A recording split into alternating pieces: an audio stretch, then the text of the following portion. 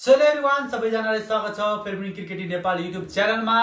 र आज चाहिँ तपाईहरुको बीचमा हामीले फेरि पनि नेपाल भर्सेस जापानको म्याच प्रिभ्यू लिएर आइसकेका छौं र सबैजनालाई कङ्ग्रेचुलेसन भन्छु, किन भनेपछि नेपालले चाहिँ आज एउटा म्याच बाँकी रहँदै चाहिँ नेपाल सुपर 6 मा पुगिसकेको छ र कसरी सुपर 6 मा पुग्यो भनेर आज हामी यो भिडियोमा डिस्कस गर्नेवाला छौं। र साथै भोलि जुन नेपाल र जापानको म्याच हुनेछ 4:15 नेपाली समयअनुसारमा, त्यो म्याचको बारेमा हामी कुरा गर्छौं। कसरी चाहिँ नेपालले अब यो दोस्रो म्याचमा जापानसँग चाहिँ कसरी जित्न सक्छ, कसरी हामी चाहिँ म्याचलाई चाहिँ आफ्नो हातमा राख्न सक्छौं, त्यो बारेमा चाहिँ कुरा भनेर छौं। र कुरा गरौँ हामी यो म्याच प्रिभ्यूमा पहिलोचोटि हामी कुरा गर्छौं। यहाँ सुरुमा चाहिँ जापानले चाहिँ आज कुवेतलाई हराएको छ र एकछिन यो म्याचको बारेमा कुरा गरौँ, त्यसपछि हामी म्याच प्रिभ्यूमा जानेछौं। र यहाँ चाहिँ आज जापानले टस जितेको थियो यहाँ जापान भर्सेस कुवेतको म्याचमा, र जापानले यहाँ टस जितेर चाहिँ यहाँ पहिले बोलिङ रोज्यो र बोलिङ रोज्नु चाहिँ जापानको लागि एकदम उत्कृष्ट डिसिजन भयो भन्नुपर्छ। र यहाँ चाहिँ कुवेतलाई ब्याटिङको निम्तो बनाएको थियो र कुवेतले पहिलो आफ्नो यहाँ ब्याटिङ गर्दै कुवेतले चाहिँ यहाँनिर 177 रन बनायो 6 विकेटको नुक्सानीमा। र जब मैले आज पुरै म्याच हेरेको थिएँ र जुन हिसाबले कुवेतले चाहिँ यहाँ ब्याटिङ गरेको थियो, मलाई लागिरहेको थियो 177 बोर्डमा बनाइसकेपछि अब चाहिँ कुवेतले जित्यो र सुपर 6 मा चाहिँ जापानको ठाउँमा चाहिँ कुवेत पुग्छ भन्ने जस्तो मलाई लागेको थियो। तर जुन हिसाबले चाहिँ यहाँ जापानले ब्याटिङ गर्यो त्यसको लागि चाहिँ जापानको ब्याटिङ हेर्दाखेरि एकदमै खतरनाक ब्याटिङ हुनुपर्छ। र जब टस भइरहेको थियो यहाँ चाहिँ कुवेतको कप्तानले भनेका थिए हामी एकदम भनौँ न जुन टिम प्रेसरमा हुन्छ यति ठुलो स्टेजमा आएर, र आज जुन हिसाबले कुवेतको ब्याटिङ हेरौँ या बोलिङ हेरौँ होइन, त्यसमा चाहिँ त्यो प्रेसर चाहिँ एकदमै देखिरहेको थियो कि जुन हिसाबले चाहिँ यहाँनिर कुवेतले ब्याटिङ गर्यो त्यो चाहिँ राम्रै ब्याटिङ हुँदैछ, तर बोलिङ जुन हिसाबले गर्यो त्यहाँ चाहिँ बोलिङमा चाहिँ एकदमै साह्रो प्रेसर चाहिँ देखिरहेको थियो कुवेतको।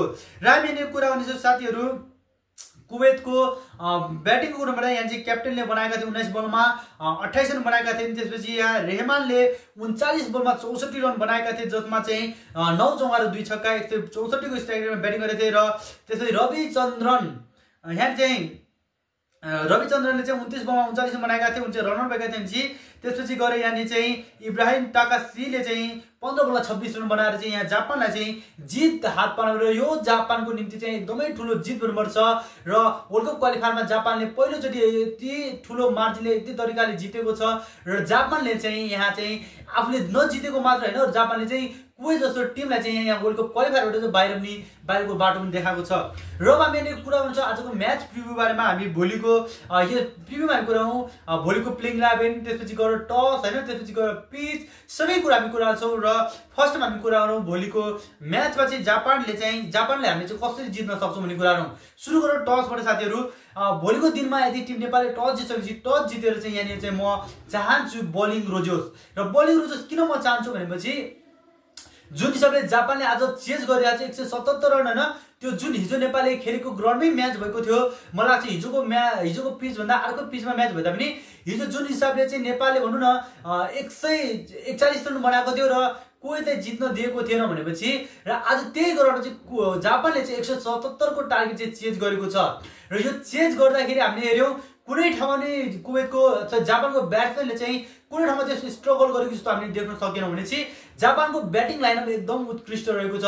र भोलिको दिनमा हामी कुरा गर्छौँ टस जित्छ नेपालले, टस जितेपछि बोलिङ रोजोस् किन भन्छु किनकि जुन हिसाबले आज मैले जापानको बोलिङ देखेँ नि, धेरै जसो स्पिनरहरू छ होइन, लेफ्ट आर्म अफ स्पिनर छ, त्यसपछि राइट आर्म अफ स्पिनर बलरहरू छ होइन।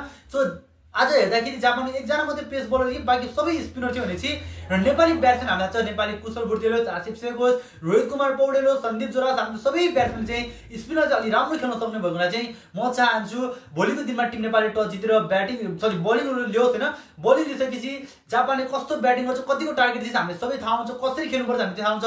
र मलाई लाग्छ भोलिको दिनमा यदि नेपालले टस जितेर बोलिङ लिन्छ भनेपछि नेपालले चाहिँ त्यो चेन्ज गर्न चाहिँ गाह्रो हुन्छ जस्तो मलाई लागेको छैन, लाग्दैन।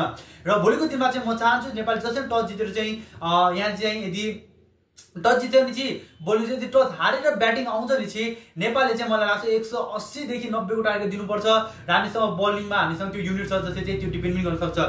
र कुरा गर्नु साथीहरू अब यहाँनिर हाम्रो प्लेइङ 11 को म कुरा गर्न चाहन्छु। भोलिको दिनमा नेपालले कसरी कुन प्लेइङ 11 खेल्दा हुन्छ चाहिँ नेपालमा चाहिँ म चाहन्छु हिजोको प्लेइङ 11 एउटा मात्रै चेन्ज गर्न चाहन्छु, त्यो रहेको हाम्रो कुशल मल्लको ठाउँमा म चाहिँ या आदिल आलम अन्सारी या त आरिफ शेख दुईजना मध्ये एकजना चाहिँ म प्लेइङ इलेभेन भोलिको देख्न चाहन्छु।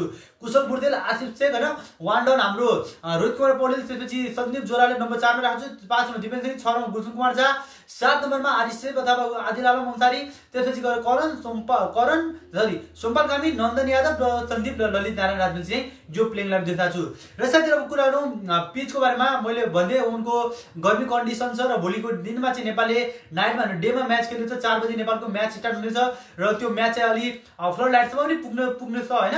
र भोलिको दिनमा चाहिँ नेपालले स्लो, त्यहाँको उनको कन्डिसनै स्लो छ र नेपालले चाहिँ स्पिन अट्याक लिएरै खेल्नुपर्छ जस्तो मलाई लाग्छ। र त्यही भएर चाहिँ मैले प्लेइङ इलेभेनमा तपाईँलाई भनिसकेँ, त्यसमा चाहिँ यानी आरिफ शेख, आदिल आलम अन्सारी, किनकि दुईजना मिडियम पेस छन् र दुईजनासँग त्यो स्विङ पनि फाल्न सक्छन् र राम्रो बल गर्न सक्छन्। त्यो ओमनको त्यो कन्डिसनमा चाहिँ दुवैजनाले राम्रो बल गर्न सक्छन् जस्तो मलाई लाग्छ।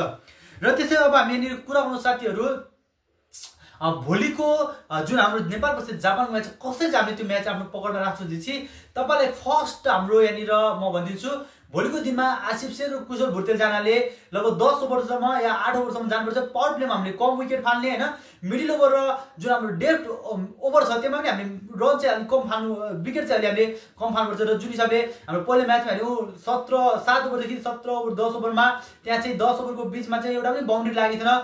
भोलिको दिनमा त्यस्तो ब्याटिङ चाहिँ नगरोस् हैन, बाउन्ड्री पनि टाइममा ल्याओस् र राम्रो तरिकाले प्रदर्शन गरोस् हैन, नेपालले चाहिँ म त्यो चाहन्छु। र यदि भोलि हामीले जापानले जित्नु छ भने हाम्रो चाहिँ राम्रो भनेको मैले भने यदि नेपालले पहिलो ब्याटिङ पाउँछ भने 170 प्लस रन बनाउनु पर्छ हैन, 150 मा हामी डिपेन्ड गर्न सक्छौँ। तर जापानको ब्याटिङ राम्रो देखेको छ, लय राम्रो देखेको छ, सो त्यही 170 प्लसको टार्गेट दियोस्। यदि नेपालले पहिले बलिङ गर्छ भने चाहिँ जापानलाई चाहिँ जति कम हुन्छ त्यति कममा चाहिँ रोक्न सकोस्। र जब यो हाम्रो वार्म अप म्याचहरु देख्यौँ हैन, एउटा नाम मात्रै हामीले जापानको देखेछौँ, अभिषेक आनन्द, जसलाई चाहिँ सबैले भने चाहिँ अभिषेक आनन्द विकेटले चाहिँ नेपालले हामीले इजिली जित्छौँ। तर आज हामीले यसरी हेर्दाखेरि जापानको सुरुदेखि अन्तसम्म राम्रो ब्याट्सम्यानहरु देख्यौँ हामीले, सबैले उत्कृष्ट बाउन्ड्री लगाइरहेका थिए, सर्टहरु राम्रो खेलिरहेका थिए हैन, सिंगल डबल राम्रो लिइरहेका थिए। सो जापानको ब्याटिङ चाहिँ डेप्थ राम्रो छ, त्यहाँदेखि चाहिँ जापानको मलाई अलिक कमजोर लाग्यो, बलिङ मात्रै कमजोर लागेको छ।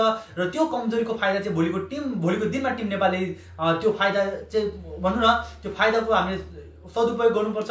र भोलिको त्यो स्पिनरलाई चाहिँ नेपालले राम्रो खेलेर भोलिको दिनमा चाहिँ फेरि हामीले जित हासिल गर्छौँ जस्तो मलाई लागेको छ। र साथीहरू तपाईले कमेन्ट गर्नु, तपाईलाई कस्तो लाग्छ के भोलिको दिनमा नेपालले चाहिँ यहाँनिर के दोस्रो भनौँ न जित हासिल गर्दै टप टेबलको टपर हुँदै के नेपाल चाहिँ अगाडि बढ्नेछ कि बढ्नेछ, तपाईले कमेन्ट गर्नु होला। र अर्को कुरा गर्नु साथीहरू, अब नेपाल सुपर 6 मा गइसकेको छ र सबैलाई थाहा छ सुपर 6 मा कस्तो हुन्छ भनेपछि हरेक तीनटा ग्रुपबाट एउटा टिम बाहिर हुन्छ। अब हाम्रो ग्रुप बी बाट यहाँ चाहिँ भनौँ न के अरे हाम्रो कुवेत चाहिँ बाहिर भइसकेको छ। अब हाम्रो ए बाट युएई अनि त्यसपछि गएर युएई, कतार र मलेसिया रहेको छ। र त्यसमा चाहिँ अब युएई र मलेसियामा जसले जित्छ त्यहाँदेखि मलेसिया हार्छ भने मलेसिया चाहिँ टिमबाट बाहिर हुनेवाला रहेको छ। र त्यसै गरी अब ग्रुप सीमा सामो पनि रहेको छ, ओमन रहेको छ हैन, पिएनजी रहेको छ। र ग्रुप बी मा चाहिँ यहाँ चाहिँ ग्रुप सी मा चाहिँ सामाओ, पिएनजी र ओमन रहेको छ। र ओमनले पनि पहिलो म्याच जितेको छ, सामाओले पहिलो म्याच हारेको छ। र अब एकछिनमा म्याच पनि त्यो स्टार्ट हुन्छ। र त्यहाँबाट हुन्छ अब कस्तो हुन्छ नि ग्रुप सुपर 6 मा कसरी म्याच जान्छ भने चाहिँ तीनजना जुन टप हुन्छन् भनौँ न, जसले चाहिँ राम्रो रन रेट राम्रो हुन्छ, तिनीहरूले चाहिँ अब जसरी हाम्रो ओमन यताबाट ओमन र ओमन र पिएनजी अथवा ओमन सामान आयो, उताबाट युएई र कतार आयो भनेपछि नेपालले चाहिँ टपमा हुन्छ कि नेपालले चाहिँ दोस्रो जो 2 नम्बरमा हुन्छ त्योसँग मात्रै क्रसिङमा म्याच खेल्नुपर्ने हुन्छ। नेपालले चाहिँ लगातार त्यहाँनिर 3-4वटा म्याच खेल्नुपर्ने हुन्छ, अथवा जो सेकेन्ड हुन्छ उसँग म्याच खेल्नुपर्ने हुन्छ सुपर 6 मा, त्यो हुन्छ। र हेर्न बाँकी छ अब भोलि चाहिँ नेपालले 4:15 मा नेपालले आफ्नो म्याच खेल्नेवाला रहेको छ जापान विरुद्ध। र हेर्न बाँकी छ नेपालले भोलिको दिनमा कस्तो प्लेइङ इलेभेन आउँछ, कुन माइन्डसेटमा आउँछ र कुन तरिकाले चाहिँ भोलिको दिनमा नेपालले चाहिँ जापानको ब्याट्सम्यानहरूलाई कसरी कन्ट्रोल गर्न सक्छ, त्यो चाहिँ हामीले हेर्न बाँकी रहेको छ। र साथीहरु आजलाई यो भिडियो यति नै, आशा छ मन पर्यो। मन सबैले लाइक गर्नुहोस्, च्यानल सब्स्क्राइब गर्नु, भिडियोमा तपाईको पनि कुराहरु कमेन्ट गर्न सक्नुहुन्छ। र हामी भोलिको दिनमा फेरि हामी भेट्ने छौं नेपाल भर्सेस जापानको म्याचको प्री म्याच अथवा पोस्ट म्याचमा हामी भेट्ने छौं। र त्यसैमा आफ्नो के गर्नुला, र सबैलाई साँझ भइसकेको छ र सबैलाई नै गुड नाइट भन्छ। हामी भोलिको दिनमा फेरि छौं। त्यसको लागि लास्टमा जो जय नेपाल र जय क्रिकेटमा भन्दै चाहन्छु। आज भिडियो यही गर्नेछु।